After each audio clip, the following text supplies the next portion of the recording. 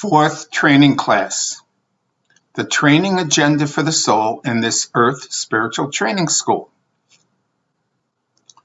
When the soul was created in the image and likeness of God, male and female, He created them. All God's characteristics are embedded in the soul's light body, but in their raw emotional form. This means these raw emotional aspects are not vibrating at the highest frequency and must be disciplined from a low emotional vibratory frequency to a high vibratory God-feeling frequency. This is the mission of the soul when they come to this Earth spiritual training school. The primary mission of the soul is to master all aspects of the conscious and subconscious mind and discipline and master all the soul's God characteristics in order to be a co-creative God. When disciplining all the raw emotional God characteristics, the soul is raising the vibratory frequency of these raw emotions and transforming the physical low vibrating body into a higher vibratory frequency physical light body to prepare the physical light body for ascension. When the soul initially incarnates to this Earth spiritual training school, all these God characteristics are activated. The conscious and subconscious mind, all God's characteristics are activated, and it is the soul's responsibility to discipline and master all aspects of the conscious mind and subconscious mind, and every God characteristics which are undisciplined qualities of the soul in training to become a co-created God. The soul is unaware of its training agenda. This is like throwing a non-swimmer in the water and forcing the swimmer to learn to swim or drown. The non-swimmer will attempt everything to stay afloat, to survive through trial and error, forcing the soul to use the conscious mind to discern what actions need to be taken to survive. The soul will do the exact same thing when their undisciplined emotions are activated. The soul will rob, steal, abuse, lie, and commit any selfish act to satisfy the desires of these undisciplined raw emotions when life experiences activate these raw emotions. If the soul is hungry and has no food and no means to acquire food, the soul will steal food to satisfy their hunger, regardless of the effect on others. The welfare of others is not the concern of the soul. If the soul's sensual desires are aroused, the soul will use any means to satisfy their sensual desires by lying and abusing others, again, without any concerns for the welfare of others. This is the ego stage of soul development. The soul is only concerned about satisfying all their activated raw emotions without any regards to the welfare of anyone else. Selfishness is the primary characteristics of the ego stage of soul development. The soul knows nothing about using their conscious mind constructively to satisfy their activated raw emotions. They allow their emotional desires to control the actions of the soul and seek any means to satisfy these desires. The soul believes these uncontrolled desires is who they are, not realizing these raw emotional characteristics are aspects of the physical body. It is the same principle as getting into a car and going on a journey and believing you and the car are one. The soul is using the car for a journey. If something happens to the car on the journey, the soul will take care of the car to complete the journey. The soul oversees the car and the direction the car needs to go. The car does not go anywhere it wants to go. The soul is in charge. The soul is using the physical body to take a journey and training to become a co-creative God. If something happens to the physical body during the journey, The soul must take care of the physical body to complete its journey. The soul is unaware they are using the physical body to accomplish the mission to serve God. The soul is just attempting to survive until death occurs, not knowing their purpose in life, the same principle for a horseback rider. The horse must be trained first for the horseback rider to successfully work harmoniously with the horse. The physical body must be trained for the soul to work harmoniously with the body to complete the soul's purpose. The soul is monitored in every moment, and the life experience for the soul will depend on how the soul is utilizing the conscious mind and the intention of the soul's feelings while experiencing life's experiences.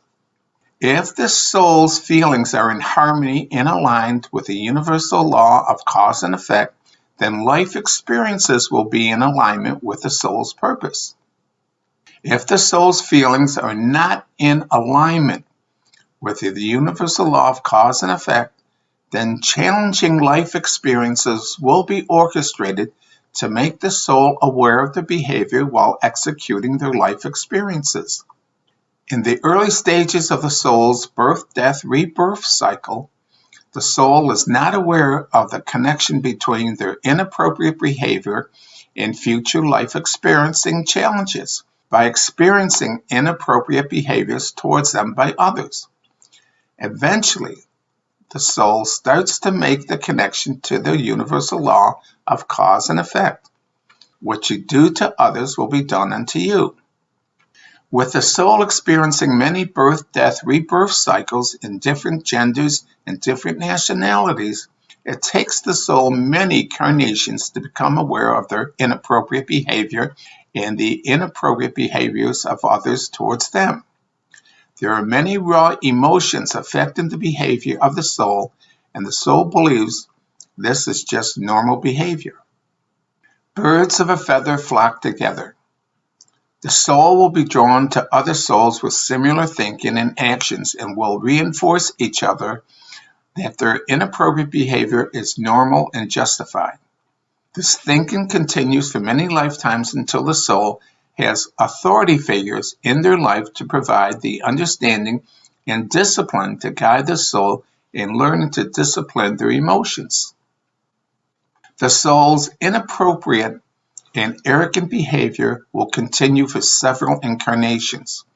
As the soul ages in each incarnation, different raw emotions will be activated, providing new and different life experiences for the soul. The soul will always be experiencing orchestrated life experience to teach truth, knowledge, and wisdom, and the soul will eventually learn to use these gifts wisely. I was raised in a family of 10 children, 7 sisters and 2 brothers. I was the 5th oldest with 4 older sisters. My mom was a stay-at-home mom and my father was a blue-collar worker. Mom enjoyed a cheap glass of wine almost every night, while Dad worked the night shift at the post office, sorting mail. Dad enjoyed gambling, always with the illusion of winning big at the racetrack for a way to make more money for the household. His gambling caused the rent not to be paid, and it seemed as if we were relocating every 6 months. In those days, a son reaching the age of 18 either had to go to college or serve in the armed forces. My family could not afford college, and when I was 18, I joined the United States Marine Corps. I joined the armed forces instead of waiting around for a draft notice to dictate what action was going to happen to me. When I was inducted at the recruiting center in Buffalo, New York, I was given a complete medical examination to determine that I was fit for duty. Then I was placed on a train on 1 December 1966 and transported to Parris Island, South Carolina for 8 weeks of training, and then continued my training for 1 month at Camp Lejeune, North Carolina. I continued my training back to Parris Island, South Carolina, to attend the Marine Corps Administration School. I received top honors and was permanently assigned to Headquarters Marine Corps, Washington, D.C., for duty. Once at my permanent duty station, I was allowed to take leave and go home to visit family. Once home, I applied for a driver's license and was told I had an eye problem with my right eye. When I reported back to duty, I reported to sick bay and was informed by the doctor that I was losing eyesight in my right eye and will probably go permanently blind in the right eye. When I was told this by the doctor, I remember not feeling upset at all and just accepted my situation. I was immediately transferred to Bethesda Naval Hospital in Bethesda, Maryland, later renamed as the Walter Reed National Military Medical Center. I spent over a year in the hospital being examined and diagnosed as having Coats disease of the retina. I was discharged from the Marine Corps with a disability retirement for the rest of my life. In this Earth Spiritual Training School, there are no miracles and no accidents. Nothing can happen to a soul unless the soul had violated the universal laws of cause and effect. Apparently, somewhere in a previous incarnation, I must have caused the soul to lose the sight of one of their eyes for this to happen to me. I was fortunate to be in the military when this occurred, as the military accepted full responsibility for what occurred to my eye. After being discharged from the military, my college schooling was paid for by the Veterans Administration, something I couldn't afford living at home. I am receiving a monthly pension for the rest of my life for compensation. Since being a student of the Golden Ones, I look at all of my life challenges that I have to endure for reasons unknown at that time. But in retrospect, all those life challenges were endured with a positive attitude. The universal law of cause and effect has conditioned me to confront life challenges with a knowingness that I am either repaying a karma debt or I am being taught a lesson to learn wisdom on my spiritual path of soul development. Regardless of the reason for life challenges, the soul must embrace the responsibility of all the challenging life experiences by taking the right action for the good of all in every moment. Remember who you are. You are a child of God created in His image and likeness. Each soul chooses to come to this Earth Spiritual Training School to serve God by transforming their light body into a physical light body and to be a divine servant of God and serving the oneness of creation through love. When a soul embraces who they are, a soul created in the image and likeness of God, and the purpose in this spiritual training school is to train to be a co-creator God, the soul will find obstacles in their life removed, and their dreams and desires will manifest sooner. Much love and many blessings.